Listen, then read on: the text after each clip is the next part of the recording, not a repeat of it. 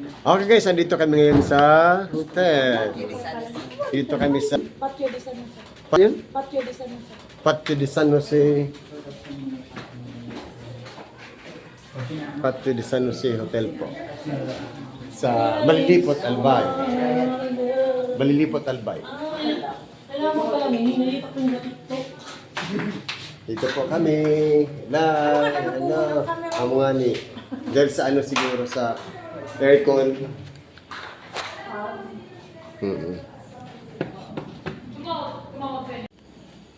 Hello, good evening. Good evening. Kuya Vlogs, nandito po ako ngayon sa Malilipot, Albay. Sa Rosarios.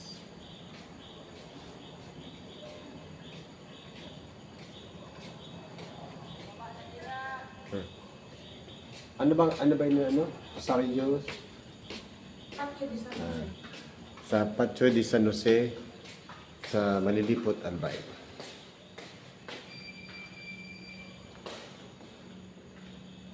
Maganda po ang hotel nila. Mahaba po 'yan, ang hotel nila. Maganda po talaga ang hotel nila at malinis. Then ang room ay mayroong limahan, may dalawahan, may madami po ang mga room sila. At magaganda po ang room sila. Ganun din po ang dining po nila. Magaganda po. Ang ganda po. Diyan po ang low nila. Meron po silang swimming pool. Bababa tayo. Para matingnan natin ang swimming pool nila. Bababa pa tayo. Kasi nasa second floor po kami. Kasama ko po ang mga anak ko. Except Journal na nasa Manila. Okay. Madam, isang na daw po, 1 hour. Ano po? Pero po, ikaw man lang. Ito po ang sa baba. Opo. Maganda po ito. Punta po ako sa gayaan, sakyan. Kasi titinan ko po ang tsinelas ko doon. Ito po ang baba nila. Marami pong rooms. F and G. A to G. Ito po ang parking area nila. At yun po ang isa pang building nila. Ang building po yun, maganda po. At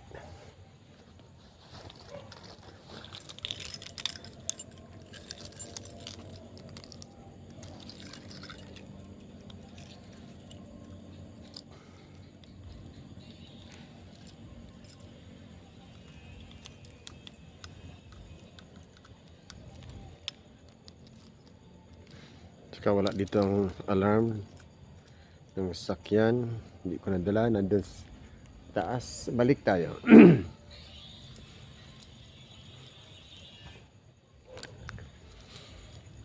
Okay, dito ako sa baba.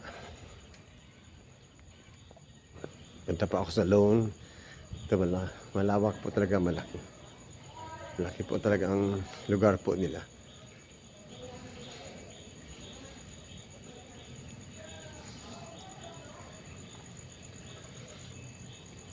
Yan po, ang ganda po ng ano nila, ng lugar nila.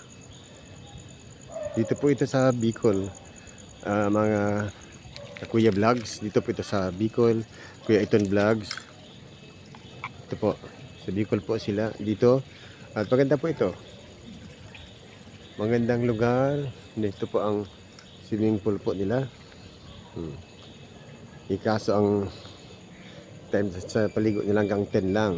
So hindi na kami kinaya na maligo pa kasi malamig naman, so possible bukas kami maliligo.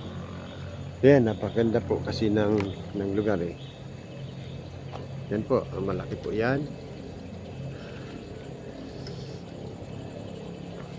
Ang laki po talaga. Ito po ang pangalan ng ano nila, Patio de San Jose. San Jose, Malilipot, Albay. So yan po, San Jose. Patio de San Jose. Ito po ang place nila. Pwede rin dito ano ng kasal. Ito po. Ang ganda po. Ang ganda ng lugar. Ito po. Ito pakita ko lang sa inyo ang lugar kasi napakaganda po. Na pwede kayong magbisita rito sa Bicol, kung saan man kayo. Ganda po. Sa lahat po na mga kabayan ko sa buong mundo, ito po ang lugar na ito. Buong mundo talaga. So, ito pang lugar na ito at pwede kayo magpasal dito kasi napakaganda po na lugar. Yun po ang CR nila. Malaki po yan. So, dito po yan ang lugar nila. Ito po ang law nila. Maganda po. Yun po ang kabuuan ng hotel nila. Mahaba po yan. Hanggang doon po yan. Mula doon sa may kalsada hanggang po doon. Yun, malaki po yun. Malaking malaki. Dito po sa Patio de San Jose. San Jose, Malilipot, Albay. So, yeah, good evening. Gabi kasi rito eh. So, good evening everyone. Sa lahat ng mga kabayan ko sa saan mang sulok ng mundo. Good evening, good morning, and or good noon. Kung noon man sa inyo, kung morning man, good morning. Kung gabi, good evening. So, ito nagpasya lang ho kami mga kapatid ko at mga pamangkin para fellowship lang naman dahil ito ay ngayon ay January 1. So kaya walang pasok.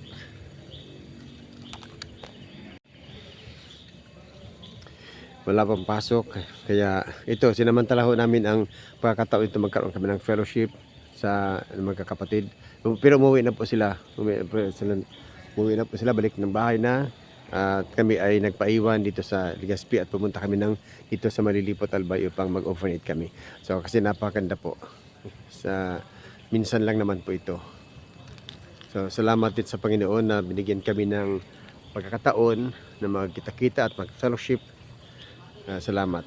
At pumunta rin ho kami kanina sa isang island o sa isang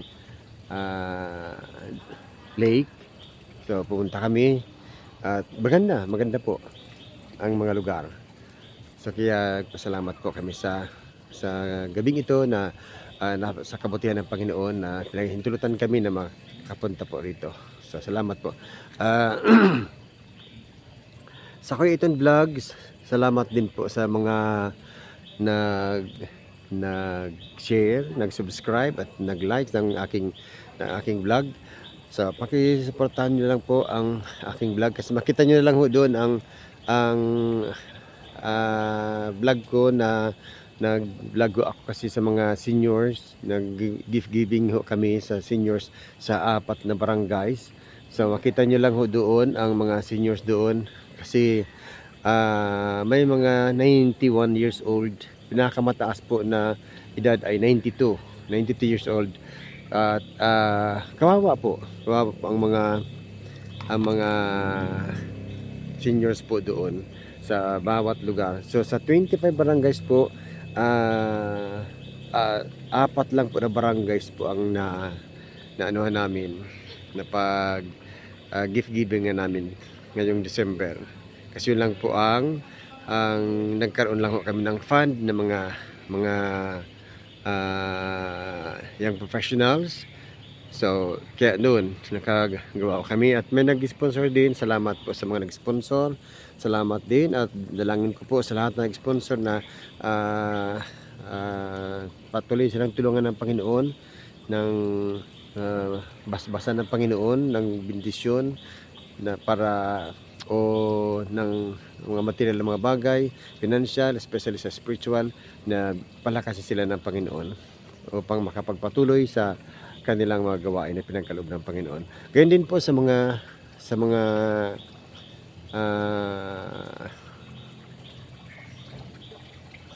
OFWs. saan man kayo naroon sa mundong ito, sa ay magandang gabi po sa inyo at magandang umaga kung umaga diyan. Naway dalangin ko po na nasa mabuting kayong kalagayan at patuloy sa laban sa buhay kahit na po may mga paghihirap po sa inyong mga pagsakripisyo po para sa pamilya. So, hindi naman ho namin kayo kilala, hindi ko naman kayo kilala. Sa Kuya Vlogs, nalangin po kami na nalangin po ako na bigyan kayo ng kalakasan ng Panginoon. Sa mga OFWs na naghihirap talaga sa gawain. So, dalangin ko po na bigyan kayo ng lakas ng Panginoon, extra na lakas upang makapagpatuloy sa gawain o sa ginagawa nyo at para sa pamilya. So, salamat din po sa mga tao na nag-like, nag-subscribe at saka nag-share ng Kuya Iton Vlogs. Salamat po. Yung mga na-vlog ko po noon, sana po ay dalangin ko lang po kasi na magkaroon ng suporta po ang mga ina-vlog ko. Yun pong yung ang mga nanay na talagang kawawa. So dalangin ko po na magkaroon sila ng matulungan po sila sa pamamagitan po ng natin kasi po ang vlog ko po na ito ay start pa lang, nagsimula lang pa lang naman po ako. So pero nagpasalamat ako sa Panginoon na sa ganitong pamaraan ay nakatulong din po ako sa mga seniors na binablog ko po na kawawa talaga. So kaya salamat sa Panginoon.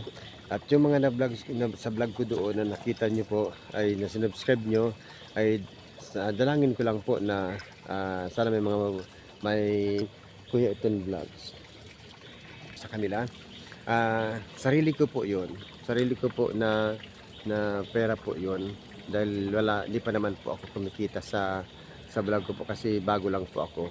Pero dahil po sa kabutihan ng Panginoon o sa tulong ng Panginoon, dahil po na sa pagmamahal binigay sa akin ng Panginoon sa lahat ng mga seniors kasi kailangan po talaga nilang tulong kasi yung mga tinutulungan ko po walang makain at nakikilumos na lang, nakikipaglimos na lang ang yung babae si Nanay Delia, paglimos na lang sila upang siya makakain, humingi ng bigas sa mga yung saan-saan dyan, humingi ng bigas at nakita nyo naman po minsan madungi siya dahil wala po nag-aalaga sa kanya. Sa bahay po niya na tagpi-tagpi ay siya lang po mag-isa doon.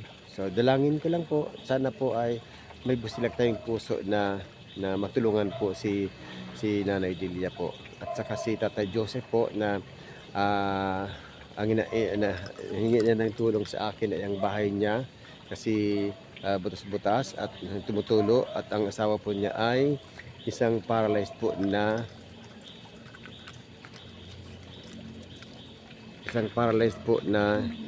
lola. Kaya nagpasalamat po kami sa Panginoon na nasumpungan ko po siya at pinuntahan namin at natulungan sa araw-araw na pangailangan niya. So, paki-subaybay na lang po at paki-subscribe po sa hindi pa nakasubscribe. Kung nakita niyo po ang Kuya Iton Vlogs. So, yan po ang tinutulungan natin yan. Kasi kawawa po talaga naman. So, at sana po ay sana po ay makapagpatuloy ako sa pag-vlog na ito kasi may marami pa kasing mga seniors na nangailangan ng tulong. Balit po ay nagkasakit ako kaya hindi po ako nakapagpatuloy sa pag-vlog ko po. Pero ngayon pong January, ngayon pong the end of 2023, month of December, nag-vlog po ako. So makita nyo lang po yun, na-vlog ko na yun sa mga seniors po na binigyan po namin ng mga seniors sa 4 na barangays po. Kinheld po namin yun sa barangay hall together with the barangay captains. So tulungan nyo ang subscribe na lang po ng ng Kuya Eton Vlogs. Ano po? Lalo pa yung matatanda na talaga na iniwan ng mga magulang o mga iniwan ang magulang nila, iniwan ng mga anak, hindi pinag-inintindi ng mga anak at mga apo. So yan po ang tinutulungan natin, ano po. So salamat po sa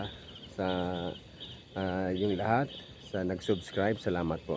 At sa mag-subscribe, malaking tulong po 'yon. Na sana po ay pakitulungan naman po ang Kuya Eton Vlogs, kasi yan po ang adikain po natin na tumulong po. Ang content po nito ay ang pagtutulong po sa mahihirap, kaya gagawin po ni Kuya Eton Vlogs ang lahat upang matulungan po ang dapat matulungan. Kaya nagawa po natin ito kasi kailangan po talaga nilang tulong. So ang iba po na hindi ko naman po antayin na mamatay sila na hindi matulungan. So bago man po 'yun mangyari, kasi lalo na po sa mga 92 years old, bago man po 'yun mangyari ay matulungan po sila at magkaroon din po sila ng makaranas din po sila ng masayang buhay, sa makakain po ng masasarap. Kasi hindi po yung isang nanay na pinuntahan namin, yung maliit na bahay lang sa malapit sa kalsada, hirap na hirap po sila. Binigyan ko po sila ng isang araw ng pang Noche Buena nila. So masayang masaya po sila kasi hindi nila naranasan yun. So umiyak nga ang puso ko sa ganon. So kaya sana po ay may subscribe niyo po ang Kuya Eton Vlogs upang makatulong po tayo sa mga kababayan natin na hirap po talaga sa buhay. So salamat po sa inyo. At ngayong gabi ay mag-end na muna ako. 2024 na po, January 1, 2024. So dalangin ko po sa ngayong year 2024 na bigyan pa ako ng Panginoon ng kalakasan at buhay na masaya sa paglilingkod sa Kanya. Kasi po angioplasty po ako. So yan po ang dalangin ko sa Panginoon, na palakasin pa po ako ng Panginoon. Bigyan pa ako ng mahabang buhay para makatulong po sa mga nangangailangan ng tulong, lalo na po sa mga